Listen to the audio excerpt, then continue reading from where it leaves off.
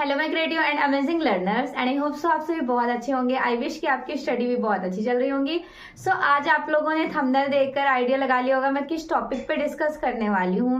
जैसा कि DSSB form आज से रिलीज हो चुका है। अगर आपने अभी तक फॉर्म फिल नहीं किया है तो डेट आज से स्टार्ट है और एंड ऑफ द डेट जो है DSSB का वो है 8 मार्च 2024। तो 1 मंथ का टाइम है आज के डेट से कंक्लूड करके।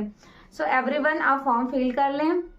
फॉर्म की फी कोई बहुत ज्यादा नहीं है, 100 रुपीज है। बहुत सारे लोगों का तो फॉर्म का फी भी नहीं लगना है। कुछ वुमेन्स कोटा और भी कुछ समथिंग कोटाज हैं, तो आप चेक कर लीजिएगा आप किस कोटा में आते हैं। और आप बेसिकली जनरल हैं तो जस्ट 100 रुपीज में आपको फॉर्म फिल कर जाएगा। तो फॉर्म फिल करें। अब फॉर्म फिल कौन कौन कर सकता है, एलिजिबिलिटी क्राइटेरिया क्या है, कौन से स्टूडेंट यहाँ पर एलिजिबल है। वैसे बैच तो मैंने ऑलरेडी स्टार्ट कर दिया है। जो भी स्टूडेंट एलिजिबल होंगे वो मुझसे कम्युनिकेट कर सकते हैं। प्रॉपरली मैं आपका NCERT पैटर्न्स को फॉलो करूंगी, साथ के साथ वो इंपॉर्टेंट पॉइंट शेयर करूंगी जो डेफिनेटली से एग्जाम में पुटअप किए गए हैं मल्टी टाइम्स और इन फ्यूचर पूछे जाने के जो चांसेस हो सकते हैं। तो फर्स्टली किस किस पर फोकस करना है। सबसे पहले अगर आप सेल्फ स्टडी करना चाहते हैं तो मैं उनके बारे में बता देती हूँ, लेकिन ये सारी इन्फॉर्मेशन देने से पहले ये भी बता दे रही हूँ कि कौन कौन से स्टूडेंट एलिजिबल हैं, राइट। तो एलिजिबल वो स्टूडेंट हैं जिनके पास BFA and MFA drawing and painting है। बेसिकली BFA MFA ड्राइंग में आपने ड्राइंग एंड पेंटिंग में किया है या फिर स्कल्पचर में, प्रिंट मेकिंग में, इट्स डजेंट मैटर, क्योंकि BFA का सबका अलग अलग फील्ड होता है। जैसे मेरा BFA MFA बेसिकली पेंटिंग से रहा था, किसी ने स्कल्पचर से भी कर रखे होंगे, किसी ने प्रिंट मेकिंग से, किसी ने अप्लाइड आर्ट से। तो ये वैलिड 6 ईयर की डिग्रीज हो गई ना। लेकिन इससे पहले 5 ईयर 10th के बाद ही BFA होता था जो प्रॉपरली 5 साल का होता था। तो वो स्टूडेंट यहाँ पर एलिजिबल हैं, BFA MFA वाले स्टूडेंट एलिजिबल हैं। और third point is very mandatory. बहुत सारे स्टूडेंट मुझसे पूछ रहे थे कि ma'am BA MA drawing and painting वाले एलिजिबल हैं कि नहीं है।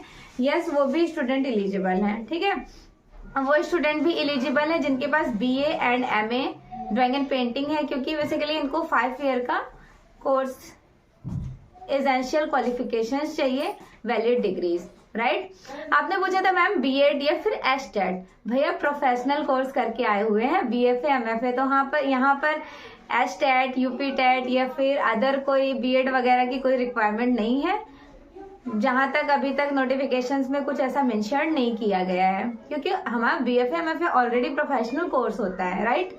तो BFA MFA के बाद यहाँ पे ना तो आपसे BEd मांग रहे हैं और ना ही आपसे CTET मांग रहे हैं। तो आप फॉर्म फिल कर लें। आपको पढ़ना क्या है, कौन कौन से मटेरियल्स पे फोकस करना है। बहुत सारे स्टूडेंट मुझसे पूछ रहे थे कि मैम फर्स्ट पेपर और सेकंड पेपर दोनों में 40-40 का रेशियो होना चाहिए। तो इससे पहले मैंने भी आपको यही सजेस्ट किया था, हाँ बिल्कुल होना चाहिए, बट अब ऐसा कुछ भी नहीं है। उन्होंने ऐसा क्राइटेरिया को हटा दिया है।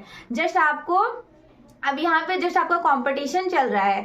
अगर आप 200 में से 120 का भी रेशियो एक स्कोर गेन करते हैं, दैट्स सफिशिएंट गुड, क्योंकि आप एक सेफ स्कोर में इंक्लूडेड किए जाएंगे। क्योंकि इससे पहले यहाँ पे DSSB में जो एग्जाम्स होते थे वहां पे पेपर फर्स्ट पेपर सेकंड दोनों में पासिंग मार्क्स कंपलसरी था, 40-40 क्वेश्चंस।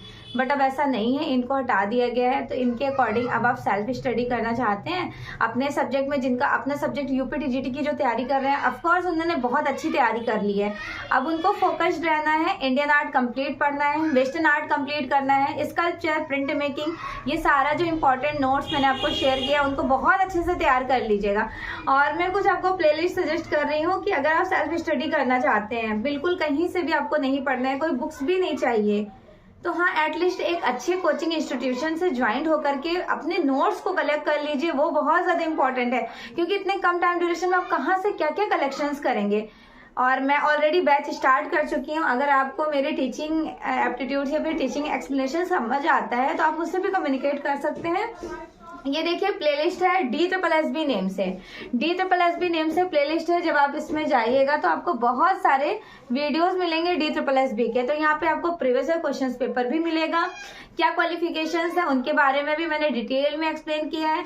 जिन्होंने सिलेक्शन लिया है उनसे मैंने डायरेक्ट कम्युनिकेट करके, मेरे कुछ जानने वाले थे उनके भी वीडियोस मैंने यहाँ पे शेयर कर रखे हैं, तो आप इजिली वीडियोस को देख के समझ सकते हैं कि आपको कैसे कैसे तैयारी करनी है, क्या क्या पढ़ना है, क्या छोड़ना है, क्या इंपॉर्टेंट है।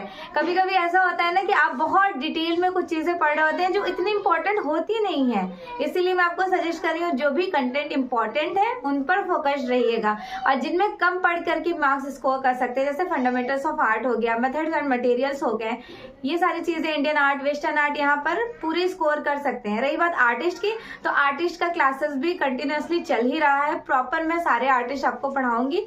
मेरे पेड क्लास में आर्टिस्ट की क्लासेस अलग होती हैं, इंडियन आर्ट पढ़ाया जाता है, वेस्टर्न आर्ट पढ़ाया जाता है, स्कल्पचर, प्रिंट मेकिंग आर्टिस्ट पढ़ाए जाते हैं, स्कल्पटर आर्टिस्ट पढ़ाए जाते हैं, और नॉर्मल आर्टिस्ट। मतलब ये कह लीजिए कि आपका ऑल ओवर कंप्लीट सिलेबस बहुत कम टाइम ड्यूरेशन में मैं कंप्लीट कराने के बाद फिर से उनको मल्टी टाइम्स रिवीजन कराऊंगी, जबकि आपके एग्जाम नहीं हो जाते हैं। एग्जाम मोस्टली आई थिंक आपका ऐसे ही हो जाएगा 3 मंथ या 4 मंथ अप्रोक्सीमेटली, इससे ज्यादा नहीं खींचेगा। इतना ध्यान रखिए, टाइम आपके पास कम है, फॉर्म भरते ही स्टडी में लग जाइए।